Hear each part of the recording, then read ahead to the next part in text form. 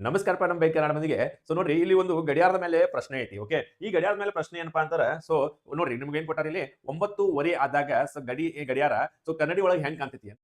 Okay, ಹಾಗಾರ ಇಲ್ಲಿ ನೋಡ್ರಿ 9:15 ಅಂದ್ರೆ ನೀವ್ ಏನ್ ತಿಳ್ಕೊತೀರಿ? ಸೊ ಏನಪ್ಪಾ ಅಂದ್ರ ಸಣ್ಣ ಮುಳ್ಳು ಇಲ್ಲಿ 9ಕ್ಕೆ ಇರ್ತೈತಿ, ದೆನ್ ದೊಡ್ಡ ಮುಳ್ಳ ಏನಿರ್ತೈತಿ 6ಕ್ಕೆ ಇರ್ತೈತಿ ಅಂತ. ಓಕೆ, ನೀವ್ ಇದನ್ನ ಏನ್ ಮಾಡ್ತೀರಿ ಅಂತಾರ, ಸೊ ಏನ್ ಮಾಡ್ತೀರಿ ಅಂದ್ರೆ ಸೊ ಸಣ್ಣ ಮುಳ್ಳ 3ಕ್ಕ ದೊಡ್ಡ ಮುಳ್ಳ 6ಕ್ಕ ಮಾಡಿ 3:30 ಆಗೈತಿ ಅಂತ ಹೇಳ್ತೀರಿ. ಓಕೆ, ಬಟ್ ಯಾವಾಗ ನೀವು 3:30 ಅಂತ ಹೇಳ್ತಿರಲ್ಲ, ಇದು ನಿಮ್ಮ ಆನ್ಸರ್ ತಪ್ಪುರಿ.